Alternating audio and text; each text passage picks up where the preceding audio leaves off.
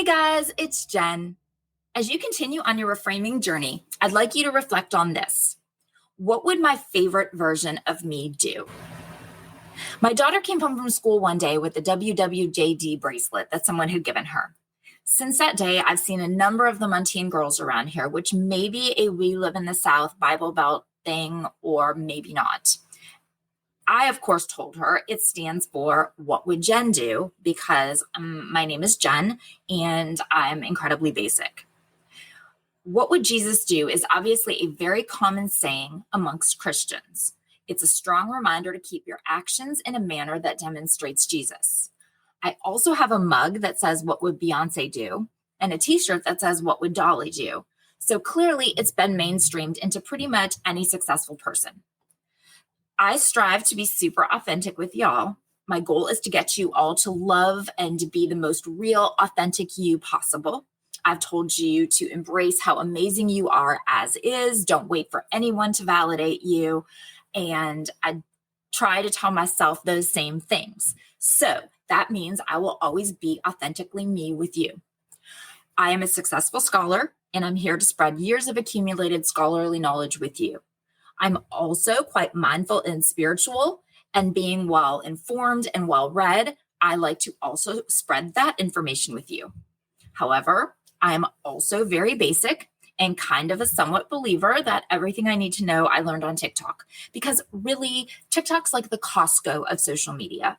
Where else can I learn to do my hair and makeup, best places to travel, recipes for quick dinners, hacks on how to store half of an avocado or get gum out of material, how to escape a carjacking, where to invest money, how to stay safer in a car accident. I learned that one today. So apparently we're never supposed to wear a claw clip in the car, because if you're in an accident, it will embed into your skull. And I can totally see that. My daughter hit her head once wearing one and shattered the entire clip.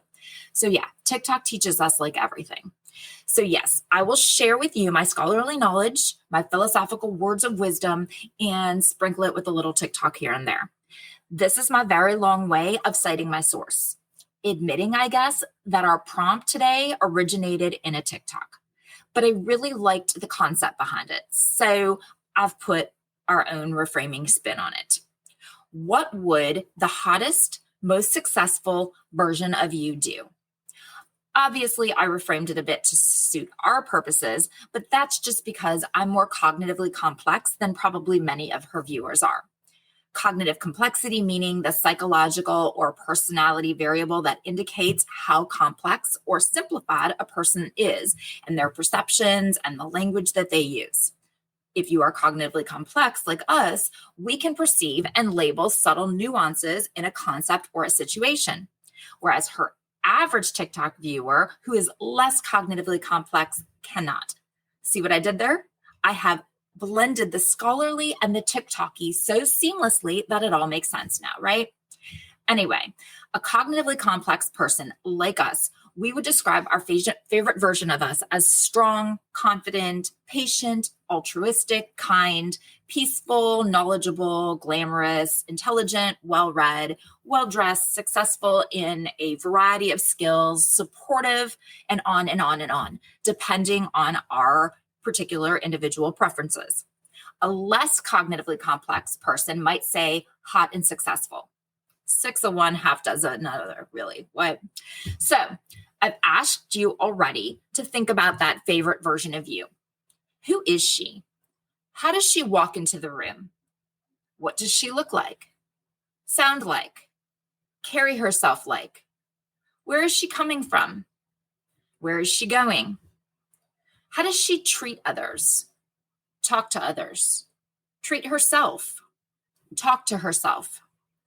What does she do with her time? Does she read often? Work out? Cook? Garden? How committed is she to people, to work, to projects, to herself? Once you have somewhat of a vision of this you, now we can ask this next question. What would your favorite version of you do? When you're making a decision, ask yourself, what would my favorite version of me do?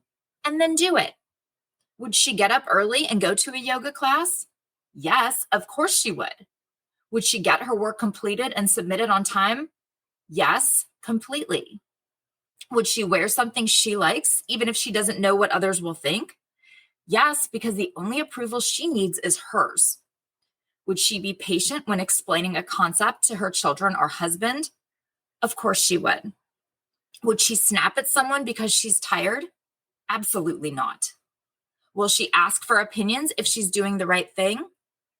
No, because she doesn't need anyone to validate her decisions. Whatever the situation you find yourself in, you know who she is. And if you don't already, you need to reflect on that. Who is that favorite version of you? Whatever the situation you find yourself in, before you respond, ask yourself, what would your favorite version of you do? And then do that. It can be that simple. I'm naming my favorite version of me, Jen. Jennifer, not my favorite version of me. And Jenny, well, I could absolutely never, even as a child, embrace Jenny. I really tried for Jenna, but I don't know. Maybe it was a 90s thing, or maybe it was just in my family just wouldn't do it thing. But I could not get anyone calling me Jenna to catch on. Oh, well. Now kids get called whatever they want, and we're just supposed to forget that we called them something different last year, and we'll probably call them something different next year. But no one would call me Jenna, no matter how many papers I signed that way. Sigh. Oh, well, the Jenna ship has sailed, but Jen, she's my favorite version of me. Find your favorite version of me too. Or you can always do the TikTok, what would the hottest, most successful version of me do? I am not one to judge, and I have absolutely nothing against being hot and successful. And amongst her other amazing qualities, Jen is both hot and successful too, so it works. In the Rules of the Game episode, we reflected on the difference between a reaction and a response. We can't control our reaction to something, but we can control our response. So today, when you are faced with situations, ask yourself, what would your favorite version of you do in this situation? Yes, you may still react as your Jennifer, but can you respond as your Jen? So I guess, in a way, we're all asking ourselves, what would Jen do? Thank you, TikTok. Thank you so much for listening and for spending this time with me.